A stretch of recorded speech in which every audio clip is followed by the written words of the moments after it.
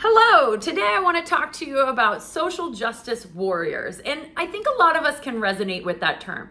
I know for me, throughout my lifetime, I've definitely taken up causes and I felt like I am a social justice warrior. Whenever I see an injustice of some kind, especially to veterinary people, I feel the urge to put my voice behind it, to try to take action, to try to make changes. And I know a lot of you feel the very same way.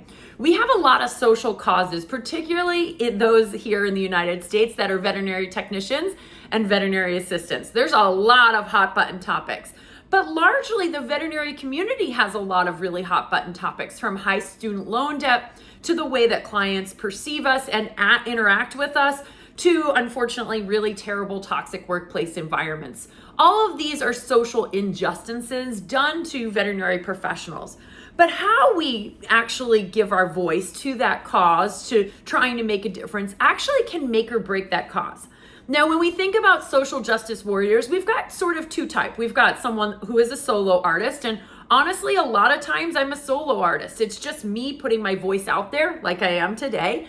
Or we've got people who look to organize and group people. And those pros and cons to both of those. But when we get people who are grouping and trying to bring people into their cause and trying to rally them around, the voices get louder. And so on one end, together as a veterinary community, we can bring our voices collectively towards a cause and actually make a huge difference. We can do that with animal welfare issues. We can do that with pay rates. We can do that with salary issues. That sort of things we can really change if we start to group together and have one delivered voice.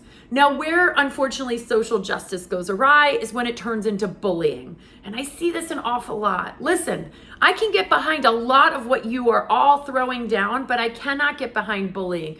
And I see this time and time again. Unfortunately, I see social media posts where we see, an individual from a hospital that is scruffing a cat or unfortunately doing poor veterinary medicine. And instead of directly contacting that person and educating them, we lambaste them all over social media because we see that there's an injustice done to that animal. We see there's an injustice done to the team. And so we go ahead and we post it all over social media. Let me be very clear. The minute you do that is the minute you probably take a step back from actually helping the cause. I know that sounds so counterintuitive, and there are times and places for social media, especially when it comes to social justice warrior issues. Hands down, you can make a huge difference. We look at a lot of, big impact that has happened to a lot of companies because people have taken to social media and voiced their opinion. But when we're trying to change one person, or maybe change even the culture of a hospital, social media can be very damaging. Whenever anyone is attacked, me, you, anyone in this world, the knee-jerk reaction for almost every single person on the planet is to attack back. It's just human nature. I don't like that you attacked me. I'm going to attack back. I'm definitely going to deny everything, and I'm going to go after you even harder because you attacked me first. When we decide to come from a place of kindness and education and compassion in trying to change someone else's opinions or actions, that's going to land a lot better.